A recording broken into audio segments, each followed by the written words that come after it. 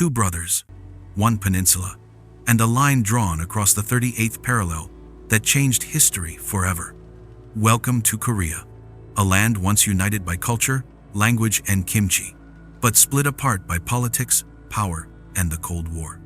Today, we're diving into the story of how one nation became two North Korea and South Korea, and why the scars are still fresh after 70 years.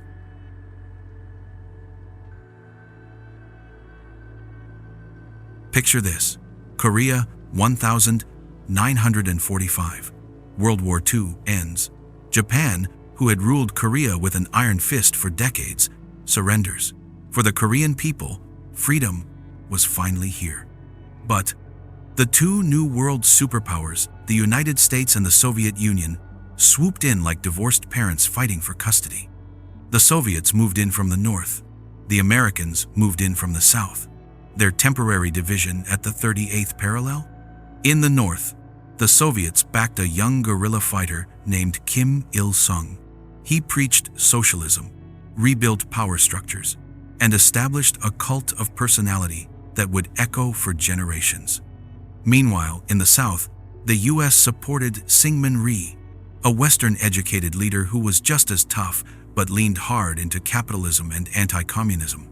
Both leaders dreamed of unifying Korea, but under their system. And when two guys both claimed the throne, yep, you guessed it, war was coming. The 25th of June, 1950, North Korean troops stormed across the 38th parallel with Soviet tanks. They captured Seoul in just 3 days. It looked like the whole peninsula would turn red.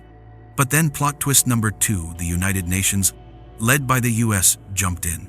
General MacArthur launched a daring amphibious landing at Inchon, flipping the war in the South's favor. China then sent waves of troops to support the North. For 3 brutal years, Korea became the ultimate Cold War battlefield.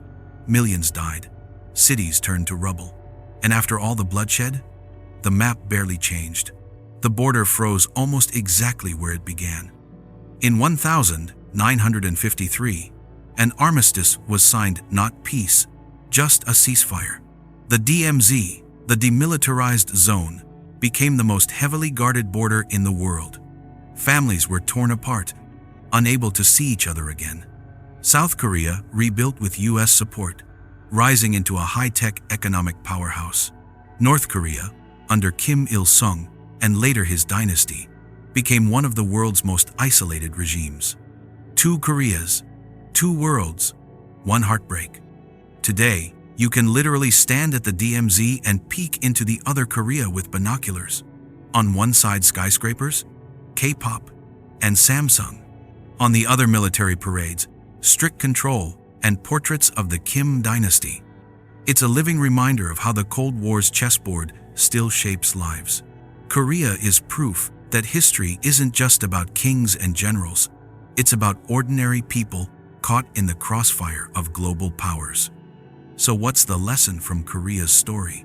That when powerful nations play tug-of-war, it's everyday people who pay the price. And yet, the Korean people north and south carry the same roots, language, and dreams of unity. This was his story, where the past isn't dead, it's alive in the present. Because history is really just his story.